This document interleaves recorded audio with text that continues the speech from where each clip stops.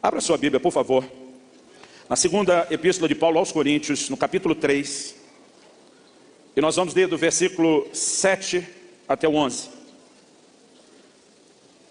Segunda carta de Paulo aos Coríntios, capítulo 3, versículo 7. Eu sei que eu vou ter oportunidade para compartilhar muita coisa esses dias, entre hoje, amanhã e domingo, mas eu sinto no meu coração hoje, eu vou dizer aqui de resgatar uma palavra, talvez dar um formato até um pouco diferente a ela, mas que eu compartilhei na primeira conferência do Espírito Santo que eu participei, que foi em 2013. Desde lá virei freguês de carteirinha também. Mas eu sinto da parte de Deus, eu quero poder fazer isso e compartilhar algo com você, que eu coloco assim como essencial, um entendimento importantíssimo, inegociável na vida cristã, no relacionamento, com Deus, na vida no Espírito. Então vamos lá, segunda carta de Paulo aos Coríntios, capítulo 3, e nós vamos ler a partir do versículo 7 até o 11. O texto sagrado diz: "E se o ministério da morte, gravado com letras em pedras, se revestiu de glória, a ponto de os filhos de Israel não poderem fitar a face de Moisés, por causa da glória do seu rosto, ainda que desvanecente, como não será de maior glória o ministério do Espírito? Porque se o ministério da condenação foi glória, em muito maior proporção será glorioso o ministério da justiça. Porquanto, na verdade, o que outrora foi glorificado, nesse respeito, já não resplandece diante da atual sobreexcelente glória. Porque se o que se desvanecia teve a sua glória, muito mais glória tem o que é permanente." Verso 18: "E todos nós, com o rosto desvendado, contemplando como por espelho a glória do Senhor, somos transformados de glória em glória, na sua própria imagem, como pelo Senhor, o Espírito." Amém. Deixa esse texto aberto. Meu Deus, nós declaramos mais uma vez a nossa confiança no Senhor, na ação do Teu Espírito, o Espírito da verdade. Clamamos que o Senhor nos leve, ó Deus, a um lugar de entendimento espiritual, de receptividade, não apenas a compreensão da Tua palavra, mas aquele Teu toque que clamamos, venha daquela forma, com aquela aplicação personalizada que só o Senhor pode fazer. Nós oramos, Pai, no nome de Jesus, que o Senhor nos leve àquele lugar de, como o Senhor falou por boca de Isaías, de experimentarmos o cumprimento do pleno propósito para o qual a Tua palavra tem sido enviada. Nós oramos, ó Deus, por uma noite não apenas de informação ou esclarecimento, mas de liberação da parte do Senhor sobre as nossas vidas. E desde já nós te damos honra, nós te damos glória, nós te damos louvor pela certeza da ação do Senhor nas nossas vidas, em nome de Jesus. Amém. Amém. Esse texto começa usando como um ponto de partida para uma comparação, na verdade eu não diria nem uma comparação, um contraste. Ele usa a experiência de Moisés. Quando Moisés desce do monte pela segunda vez, diz a palavra de Deus lá em Êxodo 34, que Moisés não sabia disso, mas o seu rosto brilhava. O seu rosto resplandecia. Houve uma manifestação física da glória de Deus no próprio corpo, no rosto, na pele de Moisés. Eu particularmente, lendo esse texto, esse episódio desde criança, eu sempre ficava empolgado quando eu lia isso. Eu ficava pensando o que era vir a público com o rosto brilhando, o que era vir a público com a cara acesa. Que experiência extraordinária foi essa de Moisés. E no meu coração muitas vezes eu desejei poder dar uma brilhadinha também. Mesmo que não fosse o rosto, mesmo que a luz não estivesse tão acesa, mas eu ficava pensando que sensação é essa. Em janeiro de 1992, eu tive uma experiência. Pastor Harold estava conosco na ocasião, outros dois amigos, pastor Luiz, que é pastor em Vinhedo, São Paulo, pastor Luiz Fernando, que é pastor em Campinas, e tínhamos um outro amigo, Cláudio, que era de lá mesmo. Nós estávamos em Angra dos Reis, no estado do Rio de Janeiro, e nós estávamos pregando alguns dias em algumas igrejas que eles tinham um sistema um pouco diferente de crenças em algumas coisas em relação ao que nós tínhamos. Eu brinco que eles eram do regime do Talibã, daqueles que tem que usar até a burca. E eles pareciam acreditar que Deus fez a praia só para o ímpio, que o crente não podia desfrutá-lo. E nós estávamos lá em Angra dos Reis, eu acredito que uma das partes mais belas da costa brasileira nossa, mas porque aqueles irmãos acreditavam que na praia era pecado, a gente mesmo não concordando decidiu respeitá-los durante aqueles dias. Pastor Harold brincou um dia que não sabia se a gente queria respeitar ou estava com medo de ser revelado. Mas a verdade é que a gente evitou a praia aqueles dias. Mas na última noite, antes de ir embora, que tínhamos uma noite livre, alguém teve uma ideia: vamos pelo menos à noite orar, Não é possível que alguém diga que isso não possa ser feito na praia. E nós fomos o grupo desses 5 que eu mencionei para orarmos. Em algum momento eu lembro que eu falei para eles: gente, está muito calor. Eu falei: eu vou orar ali dentro da água, que é completamente diferente de nadar, é orar dentro da água. Então eu deixei o pessoal, fui entrando, era uma noite escura, sem lua, a gente não via as estrelas, mas apesar de estar muito escuro, Angra é uma baía, aquele piscinão, mar sem ondas, aquela areia fina, sem buraco, demora para ficar fundo. Então mesmo no meio do escuro eu simplesmente fui entrando e cheguei mais ou menos à altura que a água dava na cintura. Mas era muita glória, irmãos, eu não aguentei, eu caí no poder de Deus. Aí eu comecei a boiar naquela água. Alguns dos colegas me viram naquele outro lugar de oração e foram entrando. Acho que só o Harold, que foi o mais sério, que ficou do lado de fora orando. Mas nós entramos e realmente estávamos orando. Eu estou brincando com essa coisa de entrar na água, mas a gente continua mesmo orando. Mas de repente o Luiz, ele olha para mim e falou: o que está acontecendo com a sua perna? Eu falei: por quê? Ele diz: olha você. E de repente eu olhei para as minhas duas pernas dentro da água, pareciam duas lanternas acesas. Eu estranhei aquilo. Eu lembro quando eu botei a mão para tocar, para ver se estava tudo bem, o que é que estava acontecendo, eu levei um susto, porque a hora que eu enfiei a mão na água, saía faísca para todo lado, parecia efeito especial de filme. Mas a hora que eu levanto e olho para as pernas deles, está todo mundo com a perna acesa. Irmão, nem compara com o brilho do rosto de Moisés, que foi de dia. O nosso era de noite, estava tudo bem escuro. Eu acho que a nossa pilhazinha não estava assim tão acesa como a de Moisés. Mas aquilo foi uma experiência tão impressionante ver aquilo acontecendo. E eu perguntava: vocês estão vendo isso? Estamos vendo. Todo mundo via o que estava acontecendo com a perna de todo mundo. No final, a tensão da perna sumiu. Quando nós tivemos outra experiência, Deus acendeu um fogo dentro d'água. Foi uma experiência única, inesquecível. Mas, irmão, aquela sensação de brilhar um pouquinho foi algo marcante. Porque muitas vezes, quando criança, eu ficava pensando: esse negócio deve ser o máximo. E depois de ter dado aquela brilhada, eu confesso para você, ainda que desproporcional em relação a de Moisés, eu fiquei tão empolgado com aquilo. Mas depois eu estou lendo esse texto, que diz que se o que Moisés experimentou foi glorioso, a Bíblia diz: em muito maior glória será o ministério do Espírito. Ou seja, o que eu e você precisamos desejar não é brilhar física e literalmente como ele brilhou. Já existe uma glória que foi liberada para mim e para você, que é maior. A Bíblia usa expressões aqui, olha o verso 8. A Bíblia fala de maior glória do ministério do Espírito. No verso 9, ele fala em muito maior proporção. No versículo 10, ele fala de uma sobre-excelente glória. E no versículo 11, ele repete: muito mais glória tem o que é permanente. Em todos esses versículos, ele está falando de uma glória que Deus quer manifestar na nossa vida, maior do que a de Moisés. Agora, apesar de Deus falar de uma glória maior do que a de Moisés, eu durante muito tempo nem enxerguei que ele estava dizendo que nós temos algo maior. Ele pode pensar: não sei bem se é maior não. A de Moisés é que era legal.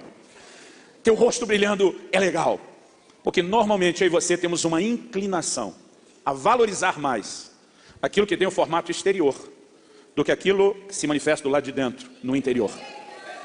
E por causa dessa inclinação a valorizar o que talvez não deveria ser supervalorizado, não estou dizendo que não tem o seu valor. Irmão, foi ótimo brilhar um pouquinho com aquelas pernas daquele jeito na reunião de oração. Foi ótimo a sensação de como Deus nos visitou e estava conosco. Agora, o problema, quando a gente fica valorizando só a experiência de Moisés, é que a gente não enxerga a diferença. A glória que Moisés experimentou era uma glória exterior. A Bíblia está falando que a nossa é interior, porque a Bíblia diz que o Espírito nos transforma de glória em glória. Considerando que a gente não está mudando ou sendo transformado do lado de fora, subentende-se que essa transformação, o lugar onde a glória se manifesta, então, é do lado de dentro. Além dessa diferença, a Bíblia diz que a glória de Moisés era passageira. Aquele brilho do rosto ia sumindo, ele precisava voltar na tenda da revelação e dar um refil, uma recarga de glória para sair brilhando de novo. Porque aquela glória, ela era desvanecente, era passageira. No entanto, a palavra de Deus fala a nosso respeito, não só de uma glória que é chamada de permanente, mas uma glória que é chamada de progressiva. A de Moisés começava acesa e ia diminuindo. Ele tinha que toda hora tentar recuperar aquilo que estava sumindo. A glória que está a mim e à sua disposição, além de não ser passageira, ser permanente, ela é progressiva. A Bíblia diz que ele nos transforma de glória, em glória, cada vez mais glória. Irmãos, nós precisamos de uma revelação e de um entendimento do que Deus está falando e colocando à nossa disposição. Mas acredito que uma das razões que nos leva a talvez não conseguir valorizar ou até mesmo desfrutar daquilo que Deus oferece é um excesso de valorização para aquilo que é exterior. É que nós colocamos um foco muito forte só naquilo que é externo. E nós acabamos perdendo a percepção daquilo que Deus quer fazer do lado de dentro. Eu quero tentar trazer um pano de fundo que te ajude a entender que esse problema é antigo. Jesus estava diante do mesmo desafio. Por exemplo, quando Jesus chega declarando, e essa era a mensagem de Jesus: arrependei-vos, porque é chegado o reino de Deus. Quando Jesus declarou, é chegado o reino de Deus, aquela turma não ficou imaginando o que eu e você pensamos hoje no reino espiritual. A forma como eles receberam, como eles ouviram, como eles entenderam essa mensagem, era de que o reino estava vindo para se estabelecer fisicamente. Porque essa era a expectativa que os judeus tinham. Deus começa aos poucos, paulatino e progressivamente desenvolvendo o conceito do reino. Mas é quando chega no livro de Daniel que nós temos as declarações mais descaradas a respeito do reino de Deus. Quando Nabucodonosor tem aquele sonho que Daniel conta e interpreta, a Bíblia diz que ele sonhou com uma estátua que tinha 4 tipos de metais distintos. A Bíblia diz que a cabeça era de ouro, o peito e os braços eram de prata, o ventre era de bronze, mas as pernas eram de ferro. Daniel chega para Nabucodonosor e diz: tu, ó rei, é a cabeça de ouro. Quem era Nabucodonosor? Não apenas o rei de Babilônia, mas o camarada que administrou pela primeira vez na história da humanidade um governo mundial. Nunca antes na história da humanidade alguém dominou a terra toda. Ele é a cabeça de ouro, é por onde a coisa está começando. Então Daniel aponta para ele e diz, você é a cabeça de ouro. Mas ele diz, depois de você virá um outro reino inferior ao teu. No próprio livro de Daniel, nós temos o relato de como os medo-persas depois assumem o controle do mundo no lugar de Babilônia. Mas a visão falava de uma terceira mudança de metal, agora da prata para o bronze. E o terceiro reino, já profetizado por Daniel, foi a Grécia de Alexandre o Grande, que dominou o mundo dos seus dias. Mas a Bíblia dizia que haveria uma quarta mudança de reino, prefigurada nas pernas de ferro, e foi o Império Romano. Agora, na visão, uma pedra, está lá em Daniel 2, se você quiser depois ler com calma. Uma pedra era cortada sem auxílio de mãos e atingia a estátua nos pés. Quando a pedra atingia a estátua nos pés, a Bíblia diz que a estátua toda esmiuçava, era levada pelo vento, só sobrava a pedra. E a pedra crescia e se tornava uma montanha que enchia toda a terra. O que é que Deus estava dizendo?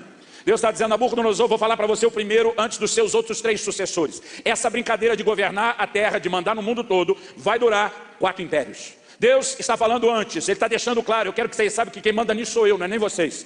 Essa brincadeira vai durar 4 impérios, Babilônia, os Medo-Persas, a Grécia e Roma. Nos dias do 4º império, entende-se que quando a pedra é cortada e atinge a estátua nos pés, a pedra viria nos dias do 4º império, não no primeiro, não no segundo, nem no terceiro. Nos dias do 4º império, uma pedra virá acabar com essa brincadeira dos reinos mundiais. Quem era a pedra? O Messias. Aliás, várias profecias da Bíblia se referem a ele como uma pedra. A pedra que os edificadores rejeitaram, a pedra de esquina, a pedra angular. Essa pedra viria, então a palavra profética era, o Messias virá nos dias do 4º império, vai colocar no chão o reino dos homens, e essa pedra que é a vinda do Messias cresceria, se tornaria uma montanha que encheria toda a terra. Deus está dizendo, quando eu botar abaixo o reino dos homens, eu vou estabelecer o meu próprio reino sobre toda a terra. Agora, irmão, o povo está contando, já foi Babilônia, já foram os Medo-Persas, caiu a Grécia, e agora, nos dias do 4º Império Roma, Jesus chega com a seguinte mensagem, o tempo está cumprido. O que ele está dizendo? Gente, já deu o que tinha que dar, é a hora. Jesus estava dizendo, é agora. Agora, quando ele anuncia isso, você acha que a primeira coisa que passou na cabeça do povo é que ele estava falando de um reino espiritual? O que aquela turma começou a segui-lo, se empolgou, foi com a possibilidade de ser parte de uma equipe que governaria o mundo dos seus dias. Aí você vai encontrar textos, e nós não temos tempo para ler todos eles, mas por exemplo, lá no Evangelho de Mateus, no capítulo 20, nos versículos 20 e 21, a Bíblia fala de Tiago e João, os filhos de Zebedeu, indo junto com a mamãe, fazer uma intercessão para Jesus. Ela diz, Senhor, quando te assentares no trono da tua glória, que ela está dizendo, nós sabemos que o Senhor é o Messias, que o Senhor veio reinar, permita que os meus filhos se sentem, um à sua direita, outro à sua esquerda. O que ela está dizendo? Deixa um ser ministro da fazenda, o outro do planejamento. Deixa a faca e o queijo na mão da família. Basicamente ela está dizendo, nós só não vamos concorrer com o seu lugar no trono, que quem tentou isso já se deu mal. Mas os outros 2, a direita e a esquerda, dá para deixar para os meus filhos. A Bíblia diz que os 10, quando ouviram isso, ficaram indignados. Ficaram indignados por quê, irmão? Porque eles também queriam sentar à direita e à esquerda. Eles estão esperando a manifestação de um reino físico. E deu trabalho para Jesus. Em Lucas, no capítulo 17, nos versículos 20 e 21, nós vemos o Senhor tentando esclarecer isso. Várias vezes ele toca nesse assunto, mas Lucas 17, 20 e 21 merece nossa atenção. Interrogado pelos fariseus sobre quando viria o reino de Deus. Porque eles estão perguntando quando. Jesus diz, o tempo está cumprido, é chegado. Ele fica falando do reino, e a turma está olhando, como quem diz, cadê o reino? Interrogado pelos fariseus sobre quando viria o reino de Deus, Jesus lhes respondeu, não vem o reino de Deus com visível aparência, nem dirão, ele aqui ou lá está. Porque o reino de Deus está dentro de vós. Vou repetir, porque o reino de Deus está dentro de vós. Jesus disse, vocês estão distraídos tentando enxergar o estabelecimento físico, tentando enxergar a manifestação exterior, e vocês estão distraindo e perdendo o foco de algo que vem num formato diferente. O que Jesus estava dizendo não é que o reino de Deus não seria estabelecido na dimensão exterior. O livro do Apocalipse fala a respeito da vinda de Jesus, que os reinos desse mundo passaram a ser de nosso Senhor e do seu Cristo. Chegará o momento onde ele também governará sobre essa terra de forma literal, física, do lado de fora, no plano exterior. Mas na primeira vinda, o que Jesus veio fazer foi estabelecer o reino de Deus no coração dos homens. Em Lucas 19, no versículo 11, a Bíblia diz, ouvindo eles essas coisas, Jesus propôs uma parábola. Agora, por que Jesus propôs a parábola? Versículo 11 de Lucas 19 diz, visto está perto de Jerusalém. O que era Jerusalém, irmão? A capital do reino. Jesus está indo para Jerusalém. O que está passando na cabeça desse povo? É agora. Tento fazer a versão. Se a gente está esperando o Messias brasileiro, ele está caminhando em direção a Brasília. Está todo mundo pensando, e agora? Ele vai tomar o poder, ele vai assumir isso. O texto diz, visto estarem perto de Jerusalém e lhes parecer que o reino de Deus havia de manifestar-se imediatamente. Então diz, certo homem nobre partiu para uma terra distante, com o fim de tomar posse de um reino e voltar. Ele começa a falar de uma ausência durante um tempo, antes do seu retorno. Ele está dizendo, gente, não espere que tudo o que vocês enxergaram nas profecias do Velho Testamento vai acontecer agora, imediatamente, ou do lado de fora. O tempo todo o desafio de Jesus era levar esse povo a olhar para as questões interiores. E esses discípulos deram trabalho para Jesus. Deixa eu te dar mais um exemplo. Ali, no livro de Lucas, no capítulo 9, a partir do versículo 51. Lucas 9, a partir do versículo 51. De novo, nós temos aqui os dois irmãos, Tiago e João, no cenário. O texto diz assim: aconteceu que ao se completarem os dias em que ele deveria ser assunto ao céu, manifestou no semblante a intrépida resolução de ir para Jerusalém. E enviou mensageiros que o antecedessem. Indo eles, entraram numa aldeia de samaritanos para lhe preparar a pousada, mas não o receberam, porque o aspecto dele era de quem decisivamente ia para Jerusalém. Vendo isso, os discípulos Tiago e João, deixa eu fazer uma pausa, irmão. Principalmente quando a gente fala de João, que a Bíblia o chama de um discípulo amado. Alguns imaginam João assim, que é o sossego em pessoa, quase de falar mansa. Jesus apelidou esses dois irmãos de Boanerges, significa filhos do trovão. Por que você acha que ele daria um apelido desse? Pensa em dois barraqueiros no grupo, irmão. Não é justo só o Pedro levar a fama. Eram rudes pescadores, era gente que levantava a voz facilmente. Então o texto diz assim, 54, vendo isso os discípulos Tiago e João perguntaram: Senhor, queres que mandemos descer fogo do céu para os consumir? Basicamente o que eles estão dizendo: deixa nós ir lá falar para aqueles samaritanos, vocês sabem com o que vocês estão falando? Deixa nós dar uma carteirada nos caras, deixa nós resolver esse negócio a lá Elias. Irmão, esse negócio de descer fogo do céu não foi mera criatividade, eles buscaram uma inspiração nas páginas do Velho Testamento. A Bíblia diz que quando o rei Acabe manda chamar Elias, ele está no alto do outeiro, do monte, e chega um capitão com seus 50 e dá ordem para ele: homem de Deus, o rei manda você descer. Elias disse: eu sou homem de Deus, você vai ver o que é que vai descer fogo do céu, consuma-te os 50. Irmão, desceu fogo do céu, incinerou 51. Daqui a pouco vem outro: homem de Deus, o rei manda você descer. Já imagina a cara de Elias: se eu sou homem de Deus, desça fogo do céu, consuma você os 50. Já foi 102 para a fita. Aí vem um terceiro, bota o rabinho no meio das pernas e diz: não mate o mensageiro, eu não tenho culpa de nada. E diz: seja a minha vida e a vida desses homens preciosos aos seus olhos. Dá para descer, por favor, sem matar nós?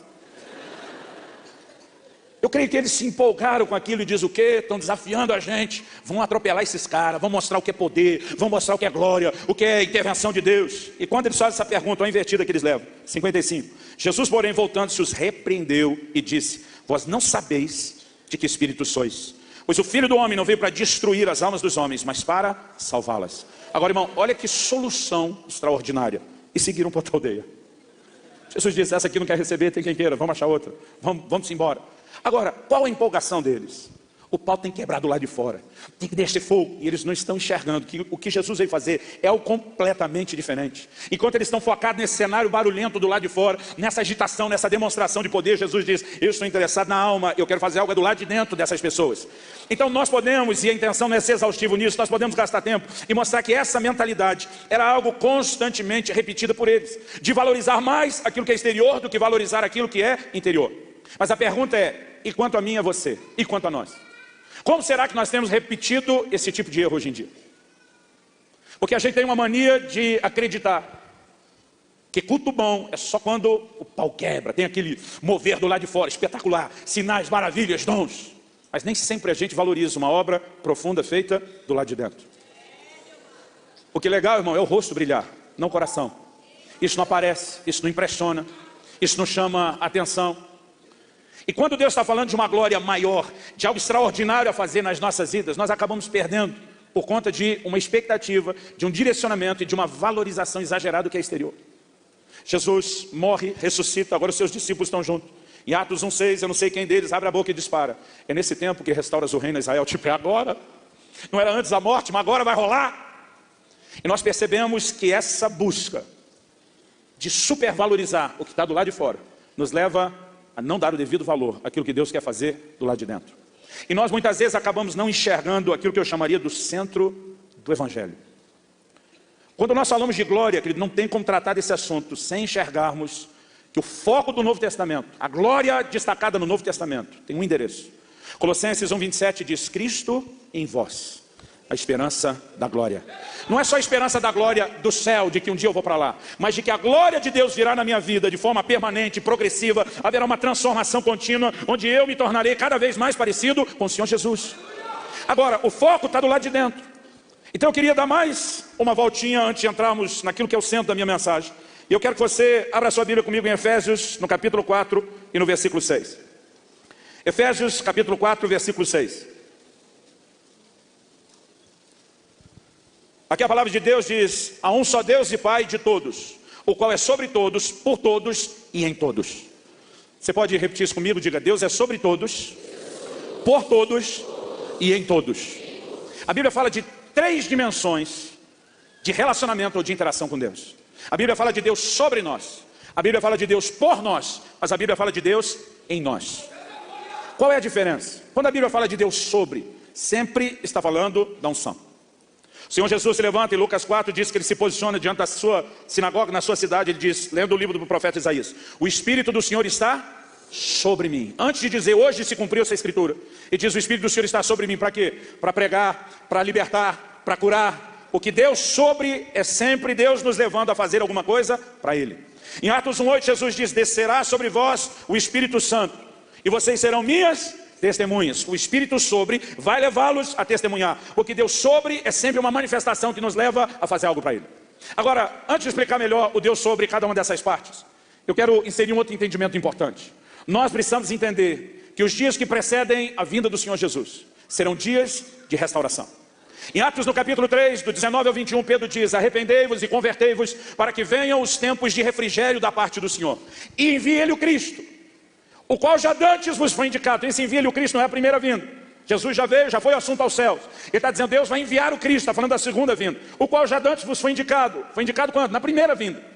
Mas quando ele fala envia-lhe o Cristo, ele diz, o qual convém que os céus contenham, segurem, retenham, até o tempo da restauração de todas as coisas, como falou Deus pela boca dos seus santos servos, os profetas. Independente de qual seja a escola teológica, escatológica, a cronologia do tempo do fim que qualquer grupo possa ter, algo que inegavelmente está sendo dito na palavra de Deus é que os céus vão segurar Jesus, não permitindo que ele volte antes de que primeiro venha o tempo da restauração de todas as coisas. Esse ano nós estamos celebrando 500 anos da reforma, e a gente fala, querido, como se tudo tivesse acontecido há 500 anos atrás. Tem muita coisa para ser reformada ainda. Tem muita coisa para ser alinhada, para ser consertada nas nossas doutrinas, nas nossas práticas, na nossa visão. Mas a verdade é que, de acordo com aquilo que foi profetizado, foi dito pela boca dos profetas, Deus vai continuar restaurando a sua igreja. E o que vai preceder a vinda do Senhor será uma restauração poderosa, gloriosa. Agora, ao longo desse tempo, muita restauração está acontecendo. Nós temos não só no período anterior à reforma, a história chama isso de o período das trevas. 1000 anos, querido, onde a igreja se apagou. Irmão, quando o ímpio consegue olhar para a igreja, chamado período das trevas, e até eles reconhecer que era treva, você imagina como a coisa estava. Mas mesmo depois da reforma, passaram-se muito tempo, a gente diria alguns séculos, antes de finalmente a gente ver, da virada do século XIX para o XX, o romper de algo que Deus fez de uma forma extraordinária. Iniciou-se, um dos focos principais, é Azusa, mas iniciou-se um movimento onde o Espírito de Deus começou a ser derramado em toda a terra. A experiência do batismo no Espírito Santo, as manifestações dos dons começaram a acontecer. Irmão, ao longo dos séculos nós temos pouquíssimos relatos dessas manifestações. Elas tinham quase que extinguido na igreja, mas de repente Deus começou a resgatar isso com força. E pensa em algo que espalhou para o mundo inteiro. O que é que Deus estava restaurando? Esse nível de relacionamento. Deus sobre, gente sendo cheia do Espírito, falando em línguas, passando a operar nos dons. Irmão, esse negócio varreu a terra. Mas algumas décadas depois, a coisa começou a crescer na década de 60 e talvez bateu no seu ápice, o seu apogeu, a década de 70. Nós tivemos uma nova onda que passou a ser chamada de movimento carismático. Nesse movimento, não se dava valor apenas ao enchimento do Espírito, às manifestações do Espírito e dos dons. Uma mensagem começou a ser pregada no mundo inteiro, que era a mensagem da fé. Então você tem um show na Coreia se levantando para falar de fé como quase ninguém. Você tem ministérios na África se levantando para falar de fé. Nos Estados Unidos, em todo lugar, uma mensagem de fé começou a se levantar. Do que nós estamos falando? Do segundo nível da interação de Deus. O Deus que não só é sobre nós, mas o Deus que é por nós. Quando Paulo escreve aos Romanos e diz, se Deus é por nós, quem será contra nós? Ele está falando de um Deus que age em nosso favor. Entendeu-se que não só a salvação, como Lutero dizia, era pela fé, mas entendeu-se que o justo viverá da sua fé. Tudo o que você recebe de Deus é por fé. Sem fé é impossível agradar a Deus. Tiago diz, peça, porém com fé, não duvidando, porque o que duvida é semelhante à onda do mar, que é levada, agitada pelo vento. Ele diz, não pensa tal homem que receberá do Senhor coisa alguma. E nós tínhamos uma igreja que começou a entender o enchimento do Espírito, fluir dos dons, mas tinha uma mentalidade fraca, pobre de fé. Eles passaram a ver o poder de Deus fluindo deles para os outros, mas muitas vezes não tinham o que eles precisavam de Deus na sua própria vida, porque não sabiam andar e caminhar em fé. Mas o entendimento, o ensino da fé começou a gerar uma mudança em todo o mundo. as pessoas começaram a entender como se posicionar, como entrar na sua herança, como receber aquilo que é da parte de Deus. E o movimento carismático veio restaurando esse segundo nível. Mas deixa eu te dizer que há uma terceira onda que vai chacoalhar essa terra como nunca antes. E dessa vez Deus não vai mexer só no nível do Deus sobre, nem só do Deus que é por nós, mas Deus vai mexer nesse último ponto que eu quero destacar: o Deus em nós. Quando a Bíblia fala de Deus em nós, mesmo se a palavra unção for usada, como João falou, e diz: vós tendes a unção do santo e ela permanece em vós. Quando fala de Deus do lado de dentro, ele não é a gente sendo levado por Deus a fazer algo pelos outros, é Deus fazendo algo por nós. E diz: e não tendes necessidade de que ninguém vos ensine coisa alguma, porque a unção do santo que está em vós é verdadeira, ela vos ensina todas as coisas. E aqui nós temos um ponto importantíssimo, é a compreensão de que esse nível de glória está dentro do entendimento que é Deus em nós. Agora, qual é o nosso problema, querido? Quando o pau começou a quebrar do lado de fora, avivamento, dons espirituais, manifestações, e eu não estou falando contra isso, Deus restaurou porque é importante, e nós precisamos não só manter o que veio, nós precisamos crescer nisso, mas nós começamos a valorizar isso de uma forma extraordinária, porque tinha sinais externos. Aí nós precisamos entender fé, e vem intervenção de Deus onde? Nas circunstâncias. De novo, o negócio está chacoalhando do lado de fora. E esses dois níveis de ação e interação de Deus trouxeram muita empolgação, porque a gente tem uma inclinação a empolgar muito mais com o que acontece do lado de fora do que com aquilo que acontece do lado de dentro. Mas a maioria de nós tem talvez dificultado o empurrão que Deus quer nos levar para esse terceiro e último nível, porque a gente não entende a importância dessa ação dele do lado de dentro.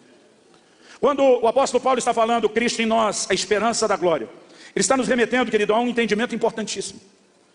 No Novo Testamento, ele consegue resumir a nova aliança chamando ela de um ministério do Espírito. Agora, o que é o ministério do Espírito? São só dons? Operação dos dons, poder, unção, falar em línguas. Depois de apresentar a nova aliança como ministério do Espírito, Paulo resume no versículo 18 a obra do Espírito. E diz que nós somos transformados de glória em glória na imagem do Senhor Jesus. Irmão, qual é o grande projeto de Deus através do Evangelho? Porque nós temos feito do Evangelho um monte de coisa, menos o que ele realmente é. A gente prega para as pessoas: vem a Jesus, ele vai resolver seu problema financeiro. Vem para Jesus, ele vai resolver seu problema de saúde. E não estou dizendo que ele não acha nisso. Esse é efeito colateral, é consequência, nunca foi o propósito. Qual é o propósito? Vá comigo para a primeira carta de Paulo aos Coríntios, no capítulo 15. Primeira carta de Paulo aos Coríntios, no capítulo 15.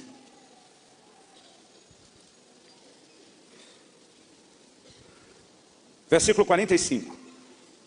Ele diz: pois assim está escrito: o primeiro homem, Adão, foi feito alma vivente. O último Adão, porém, é espírito vivificante. Mas não é primeiro o espiritual e sim o natural, depois o espiritual. O primeiro homem formado da terra é terreno, o segundo homem é do céu. Como foi o primeiro homem o terreno, tais são também os demais homens terrenos. Vamos fazer uma pausa?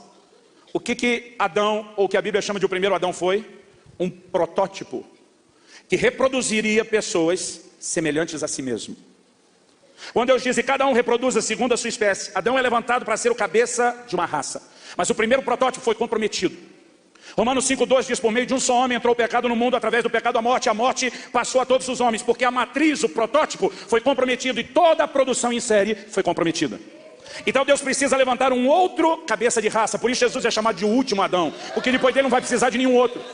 E o texto diz assim, vamos lá, versículo 48, como foi o primeiro homem o terreno, tais também são os demais homens terrenos. E como é o homem celestial, tais também os celestiais. 49, e assim como trouxemos a imagem do que é terreno, devemos trazer também a imagem do celestial.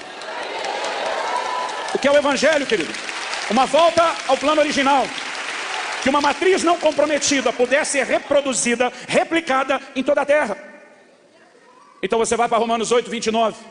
E a Bíblia diz que aos que dantes conheceu, também os predestinou. Destinou de antemão. Para quê? A Bíblia diz: para serem conformes à imagem de seu Filho. Pensa num plano, querido. Antes de Deus criar o mundo, antes de Deus criar o homem, na eternidade, o plano e o projeto traçado foi que cada um deles seja semelhante a Jesus Cristo. Que cada um deles se torne parecido com Jesus Cristo.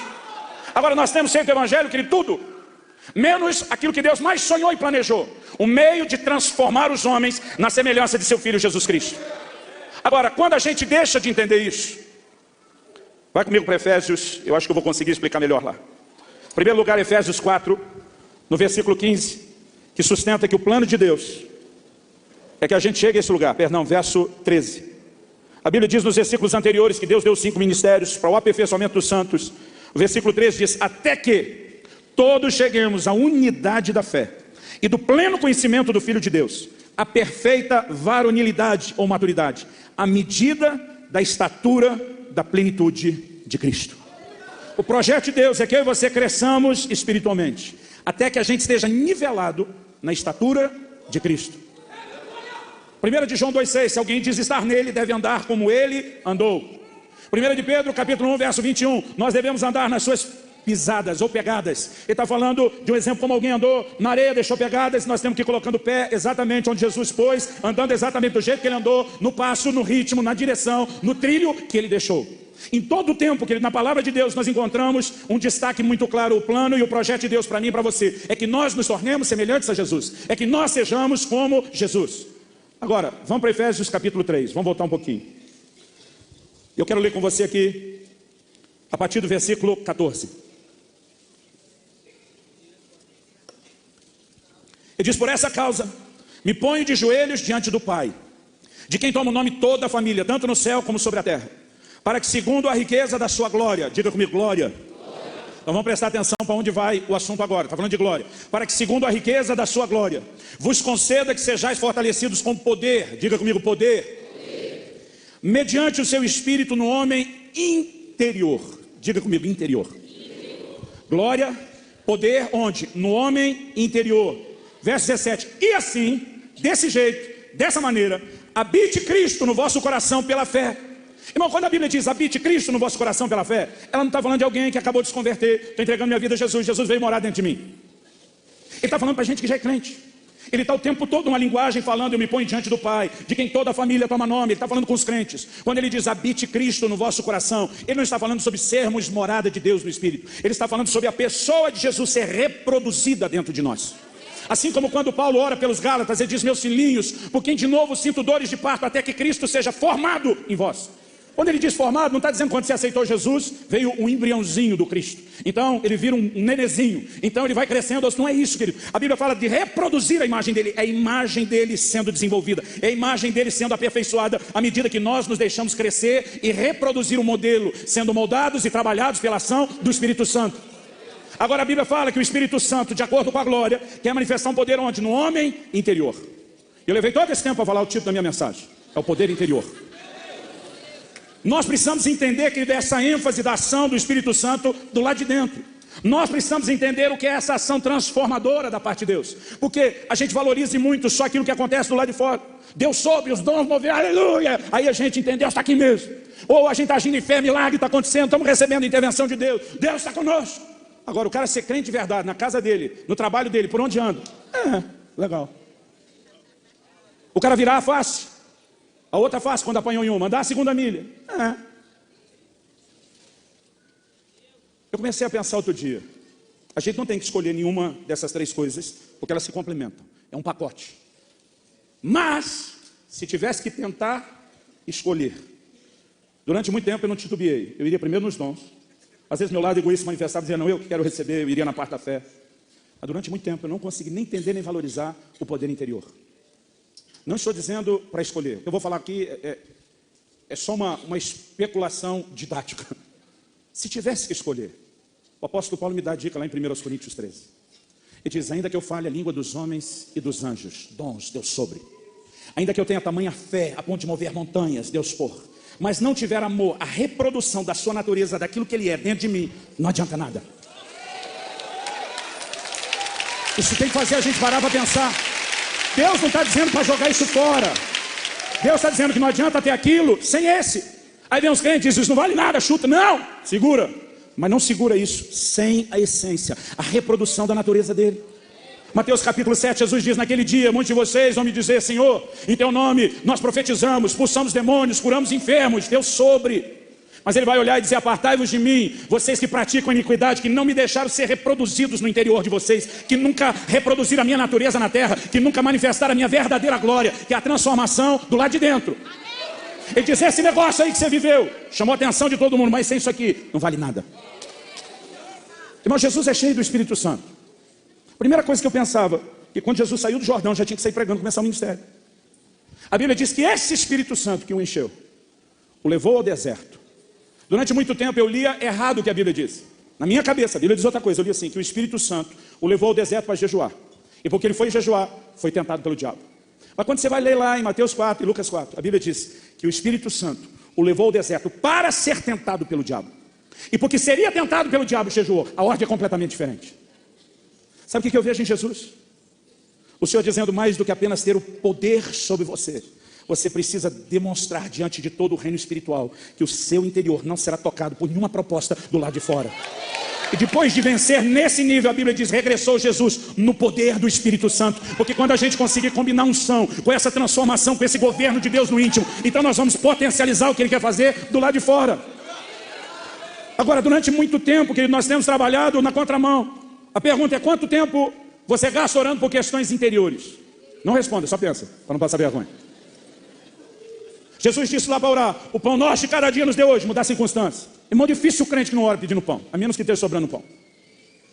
Agora, o mesmo Jesus nos ensinou a dizer, não nos deixes cair em tentação. Eu conheço poucos, e essa oração é diária, porque se manda pedir o pão todo dia, todo o resto da oração é para ser repetido todo dia. Eu conheço muito pouca gente que diz que ora todo dia para não cair em tentação.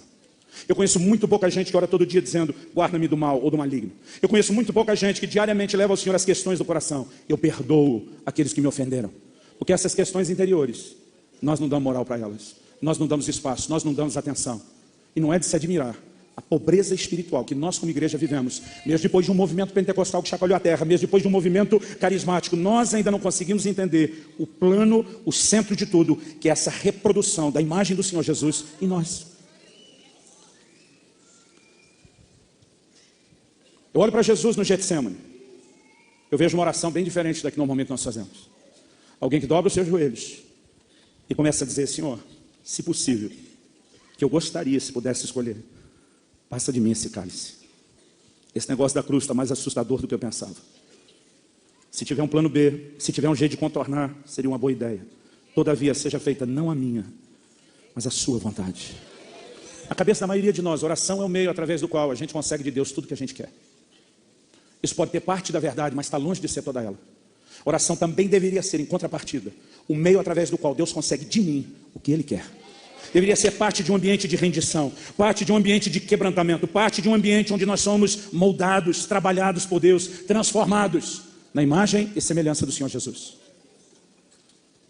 Eu comecei nos últimos anos a perceber que a grandeza da obra do Espírito Santo, ela tem que ser vista sob a ótica do que acontece do lado de dentro. Abra sua Bíblia comigo no Evangelho de Mateus. Evangelho de Mateus, no capítulo 11. Vamos ler a partir do versículo 9.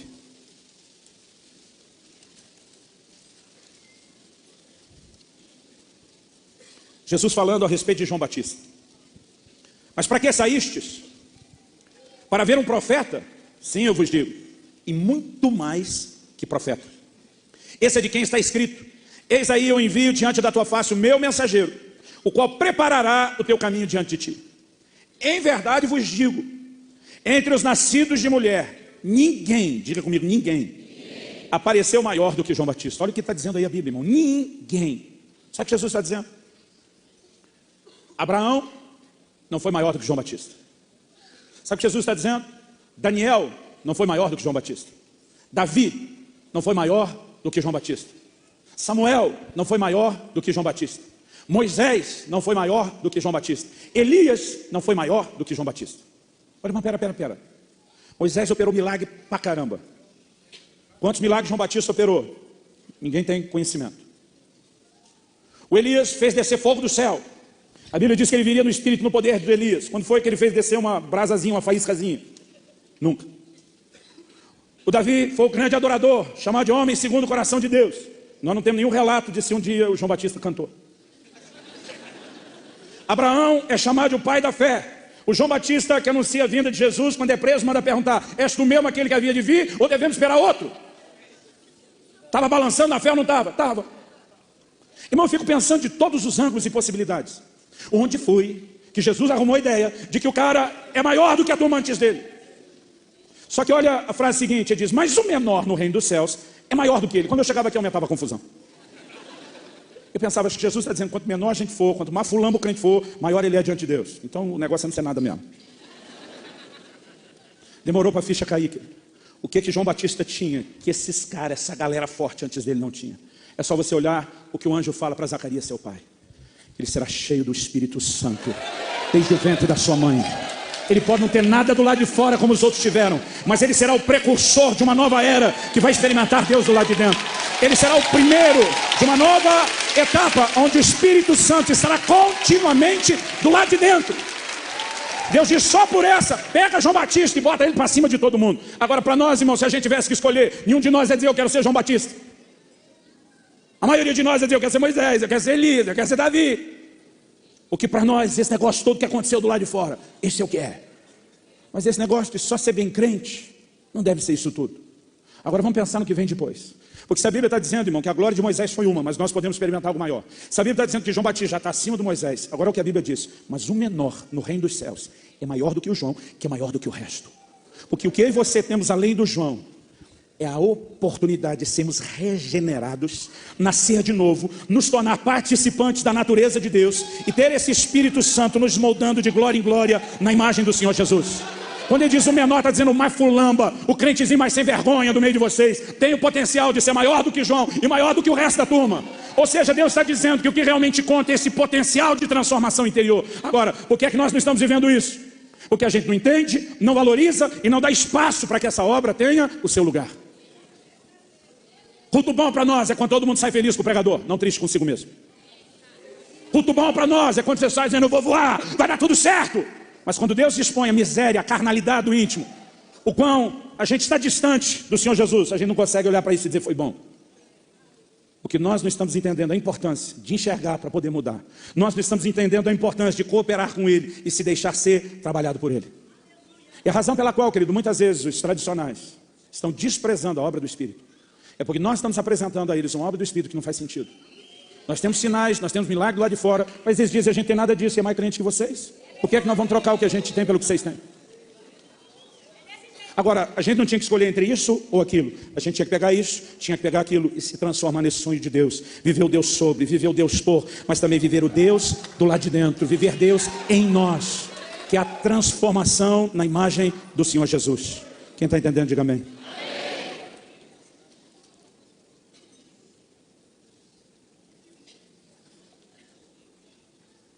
Eu sou grato a Deus, eu não quero que você me entenda mal. Eu comecei um ministério valorizando demais nas pregações, tudo que eu lia, tudo que eu estudava, o Deus sobre. Eu fiquei empolgado com as manifestações dos dons. Eu comecei a entender fé. E no início do ministério eu praticamente só pregava essas duas coisas. O mover do Espírito Santo do lado de fora e uma fé que muda as circunstâncias do lado de fora. Sem dar muita atenção a esse outro lado de dentro. Até porque não era nem maldade. Era só por falta de enxergar. Passei alguns anos no ministério itinerante, trabalhando com o pastor Harold. O pastor Harold não gosta de falar muito de cima. Quando chegou no Brasil, lá na igreja onde eu congregava, para nós ele já era uma lenda.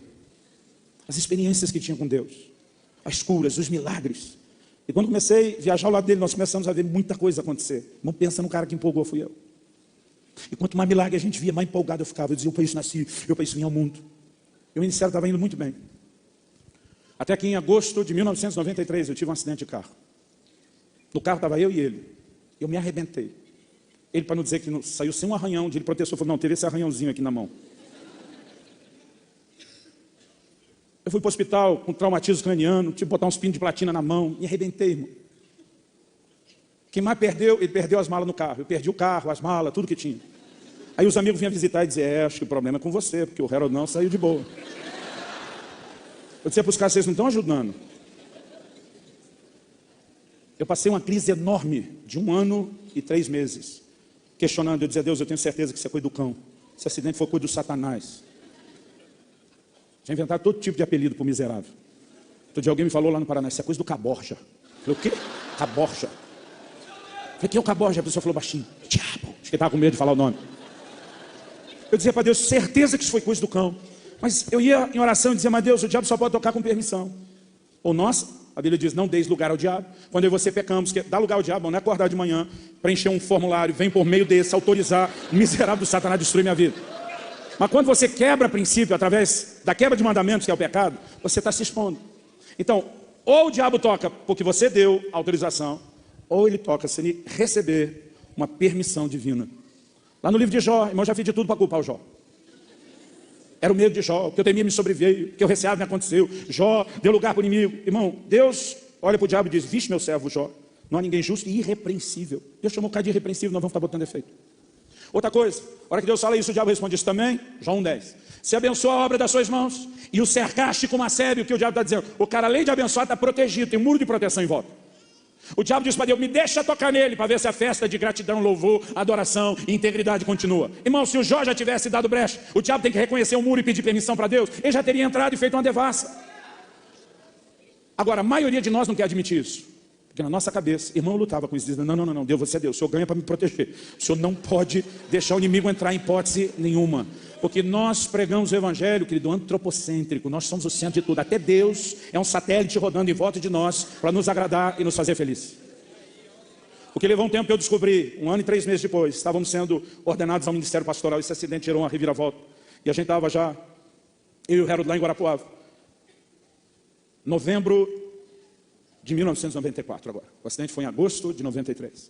Estávamos recebendo oração em posição de mãos dos pastores que vieram nos ordenar. E cada um foi recebendo oração. Quando um deles estava orando comigo, eu lembro do momento que era a minha parte, muito forte. Vários liberaram palavra profética, mas quando um deles botou a mão sobre a minha cabeça, eu conto isso tudo em detalhes do meu livro, O Agir Invisível de Deus. O pastor Francisco botou a mão na minha cabeça. Ele começou a falar coisas do meu coração, que eu nunca tinha falado nem para ele, nem para ninguém. Mas falou com tanta precisão. Eu na hora fiquei muito impactado, chorei muito. Mas depois, num outro momento, fui conversar com ele. Falei: velho, que palavra profética foi aquela? Ele olhou para mim e falou: não, aquilo não foi uma palavra profética. Eu falei: não foi uma palavra profética, foi o quê? Ele falou: na hora que eu botei a mão na sua cabeça, eu tive uma visão de um anjo de Deus. Eu falei: como assim uma visão? Ele falou: uma visão aberta. Vi como você está me vendo, ouvi como você está me ouvindo. Ele se apresentou na minha frente de maneira formal, dizendo: fui enviado da parte do Deus Altíssimo, Todo-Poderoso, porque você tem uma preocupação muito grande com esses ministérios. Apontou para nós os três. Hoje eu entendo a preocupação dele. Eu brinco que hoje nem eu ordenaria o mesmo ministério naquela época. Nem eu tinha coragem, irmão, de ordenar eu mesmo, imagina os outros. Era ainda solteiro, acho que o único casado era o Harold. Solteiro, imaturo. Então estamos lá os três. Ele apontou para a gente, tranquilizou o coração do Francisco, dizendo: mas o Altíssimo te faz saber que eles estão nas mãos dele. Não há motivo para que você se preocupe. Ele diz: eles estão no lugar certo, na hora certa, fazendo a coisa certa. O coração dele ficou em paz. Mas aí o anjo apontou para mim e falou: quanto porém a este? E o caldo entornou para o meu lado. O anjo disse assim: ele é rebelde. E ele não aceita o tratamento de Deus na vida dele. Nunca tinha ouvido essa frase na minha vida: o tratamento de Deus na vida dele. Ô irmão, não é o tipo de coisa que você quer ouvir, não. O anjo aparece para Daniel, chama de homem muito amado. Para Gideão, homem valente. Todo mundo ganhou um elogiozinho. O meu rolou só um rebelde. Eu me rebelei para provar que eu era rebelde, mas não adiantou. Mas sabe o que o anjo disse? O anjo disse: o ministério dele. O anjo falou assim: diga para ele que quanto ao acidente de carro do ano passado, o que ele diz nas orações dele sobre a tentativa do diabo está correto. Aquilo foi uma tentativa de Satanás de destruí-lo. Mas o anjo disse assim: diga para ele por que Deus o permitiu. O anjo diz: o ministério dele estava crescendo mais rápido do que a capacidade dele de ser trabalhado por Deus. Ele estava edificando, em outras palavras, não falou isso, agora é minha ilustração, um prédio sem alicerces. O anjo diz: era só uma questão de tempo, ele iria sucumbir debaixo do peso do próprio sucesso. O sucesso se transformaria em fracasso. O anjo diz: o diabo queria pará-lo porque eu via como uma ameaça. Deus precisava pará-lo para não perdê-lo. A parte mais difícil, o anjo diz: nos próximos anos, Deus vai tratar profundamente com ele nessa cidade, antes que o libere novamente para voltar a viajar pelo Brasil e mesmo as nações. Eu achei, irmão, que levaria no máximo uns 2 anos. Só lá foram 9 sendo amassado. Depois de lá, a amassação continua até hoje. Mas aos poucos Deus começou a chamar minha atenção. Não é que Ele não quer, querido, que a gente entre nesse lugar. É que isso, o poder, a fé, sem a compensação da reprodução do caráter de Cristo, termina em tragédia. Prosperidade tem começado lá de dentro, querido. João escreve a Gaio e diz: eu desejo que você seja próspero e tenha saúde, assim como é próspera a sua alma. Tanto quanto é próspera a sua alma. Em outras palavras, se ele estiver escrevendo alguém de uma alma pouco próspera, ele estaria dizendo: eu desejo que você seja pouco próspero do lado de fora, como pouco próspero você é do lado de dentro. Se ele estiver escrevendo alguém de uma prosperidade mediana de alma, ele diria: eu desejo que você seja mais ou menos próspero do lado de fora, como você é mais ou menos próspero do lado de dentro. Agora imagine como está escrevendo a Gaio, um cara hospitaleiro, louvado por toda a igreja, coração de mãe.